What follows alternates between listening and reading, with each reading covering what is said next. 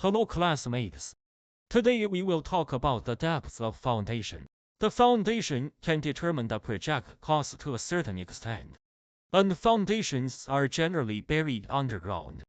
The impact of foundation depth on project cost is even greater. Therefore, when selecting the type of foundation, we prefer shallow foundations. So, how should we choose the appropriate foundation depth in specific projects?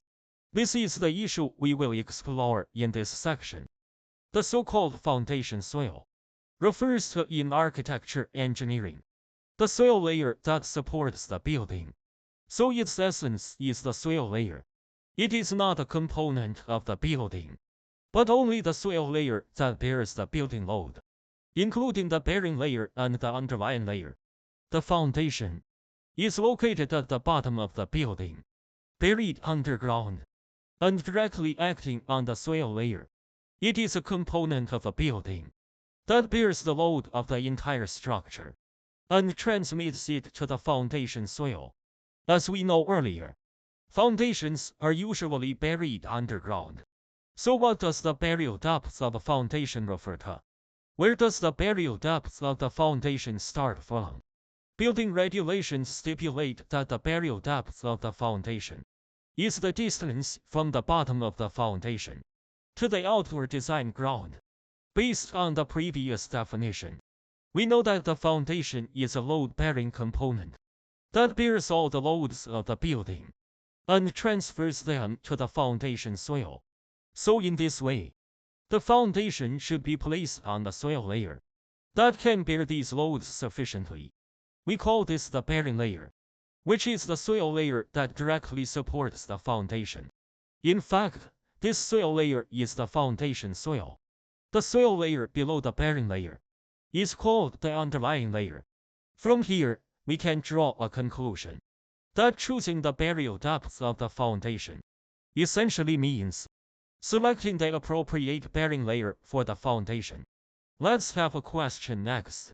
Do we want the foundation to be buried deep or shallow? It is obvious that we hope to bury it shallowly. Why? Firstly, if we bury it shallowly, we can save our costs.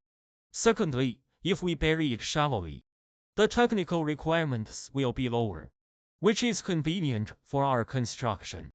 In architecture engineering, we call that foundations with a burial depth greater than or equal to 5 meters, and using special structural forms and construction methods is the deep foundations, while foundations with a burial depth less than 5 meters are called shallow foundations.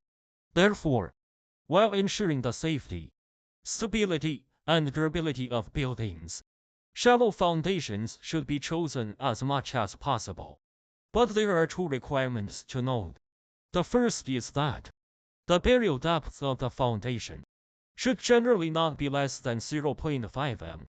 Secondly, the top surface of the foundation should be at least 100 millimeters lower than the designed outer ground to avoid the foundation being exposed. So when determining the burial depth of building foundations, what factors should we consider? There are many factors to consider here, including the purpose of the building, the size and nature of the loads acting on the foundation, the minimum burial depth required to ensure the stability of the bearing layer, the foundation burial depth of adjacent buildings, engineering geological conditions, hydrogeological conditions, the impact of foundation soil frost heave, river flow erosion speed, and so on. Among these factors, the foundation burial depth of adjacent buildings, engineering geological conditions, and hydrogeological conditions have the greatest impact. Next, let's take a closer look at, when choosing the foundation burial depth, how to consider these factors. Firstly, the engineering geological conditions. As we know earlier, choosing the foundation burial depth is essentially choosing the appropriate bearing layer. Due to different engineering geological conditions, there are significant differences in the burial depth of the foundation. It is necessary to choose a reasonable bearing layer to ensure the safety and economy of the building. Let's be specific on when encountering different engineering geological conditions, how to choose the foundation burial depth.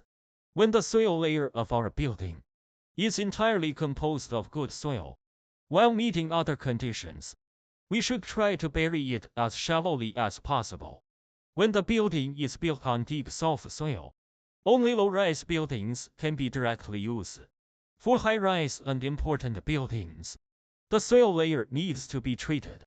When our soil layer is good soil above and soft soil below, our foundation should be buried as shallowly as possible. However, if the depth of good soil is shallow, our treatment method is the same as the second soil layer treatment method just mentioned. Finally, conversely, when encountering soft soil in the upper part and good soil in the lower part, for soft soil depths less than 2 meters, we place the foundation soil on top of the good soil. When the depth is 2 to 4 meters, the foundation of high-rise buildings is placed on top of the good soil, while low-rise buildings can be directly built on the soft soil. When the soft soil exceeds 4 meters, we need to use pile foundations or treat the soil layer. When there are buildings around our newly built building, the foundation of the new building will inevitably have an impact on the surrounding buildings. Therefore, when choosing the burial depth of the foundation, we need to consider the influence of adjacent buildings. Firstly, the burial depth of the newly built foundation should not be greater than that of the original foundation. If it must be greater, between the two foundations, a certain clear distance should be maintained, which is generally greater than 1 to 2 times the height difference between the bottom surfaces of the two building foundations. When the foundation of a newly built building is buried deeper than the original foundation and cannot meet the horizontal distance requirements between the two foundations, the original foundation will be disturbed by the new foundation, causing settlement, tilting, and in severe cases, cracking of the hulls. Finally, let's take a look at the impact of groundwater level on the depth of foundation burial. The foundation of the building should be buried as much as possible above the groundwater level to avoid the influence of groundwater buoyancy and corrosive media on the structure. If the foundation cannot be shallowly buried and must be buried below the groundwater level, the bottom of the foundation should be buried below 200 millimeters of the lowest groundwater level throughout the year to prevent the foundation from being affected by changes in water level and being affected by buoyancy. Regarding the impact of other factors on the depth of foundation burial, we will discuss in the next class. We have finished this lecture on the depth of foundation. Thank you.